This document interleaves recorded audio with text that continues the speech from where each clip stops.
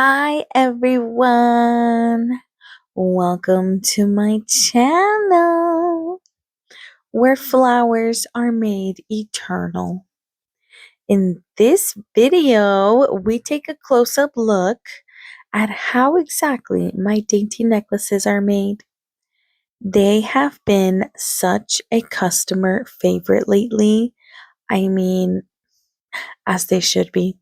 They are beautiful and also my favorite collection so far. I set aside a couple hours of my day and restock these by the bulk. I throw my AirPods on super ultrasonic ear damaging high and get to crafting. For these necklaces, I use resin tape on the backs of all my pendants and then start layering up the resin carefully. Each layer of resin is set with much detail. I have a little tool that I pop all the bubbles with. I also use a lighter for the surface bubbles, and every single pendant is examined for perfection. I am not even kidding. I cannot stress that enough. I probably need to get neck surgery by this point. Anyways, I use my smallest, most tiniest flowers for these pendants. You can clearly see why I can't use bigger flowers. And these little dainty necklaces, they just simply do not fit. I have been perfecting the art of pressing wildflowers for quite a bit now. And believe it or not, these tiny little flowers, they're not individual flowers that I find. They are actually more of a bundle. It's like this long bundle of a bunch of purple or white or pink flowers. And then I just snip them off and dry them one by one. They are obviously very tedious to press because you have to cut each one individually and put them all face down and then press them.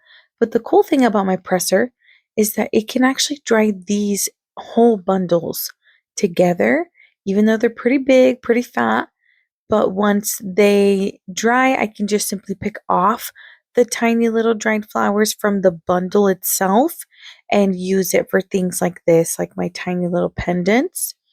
You can use any tool that has a pointy side to help manipulate the resin, kind of move it like where you want it to go in the pendant.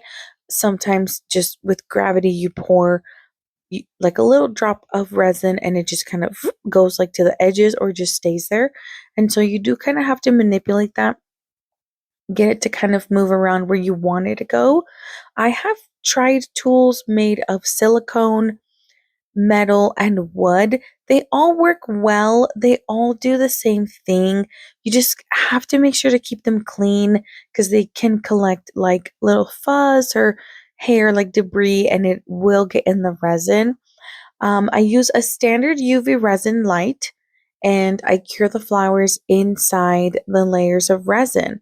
So typically it is a layer first and then a tiny little layer with flowers and then a layer to cover the flowers and then it's a layer on top of that and then it's the top coat. And so again, perfection. I was out of gloves this day, but do not reference that. You should always wear protective gear when working with things like resin and epoxy. That does include like your gloves, your face mask. Make sure you filter out those fumes. So once I see that all my layers of resin look perfect, I get that top coat to make, that perfect round shape. This cures several times. I do let this kind of sit and cure and just cool off. And then I peel them off and work on the backs. With the whole perfectionist in me, I could easily leave them at this step because technically they are done after this step. Once you pull them off of the tape, they are done. But I go above and beyond. I also top coat the backs of all my pieces. And that just makes sure that it gives you that super crystal clear resin look and you don't see what the tape left behind the piece. So the creation of the pendants, of course, is done with a lot of love, a lot of detail, and the pendants are made in kind of a bulk fashion with a bunch of different little designs of my flowers, things that I just come up with in the moment. And then comes the fun part, which is chaining everything up. So cue in my pliers. I chain every single piece by hand. I make sure that each necklace is chained up to last just as long as the resin, which is forever. So, of course, we make sure that the jump rings are closed, sealed tight. Things can happen. And if those necklaces that you guys buy from me ever snap on you, or it snags on something, or your babies rip it off your neck, you just let me know. I can always fix it for you for free, or you can swap it out for another piece. I'm always here for you guys on that part. So every Saturday, I do fill up my entire display with these beautiful necklaces. I try to have a bunch of different varieties available for you guys. I am also working on different creations, so definitely follow along. Make sure you've seen my other videos up until this point, and if you have not already clicked that subscribe button, you definitely should at this point. You've made it this far along in the video. I am so very thankful that you even watched it and you thought to give me your little spare minutes of your day. So thank you so much again.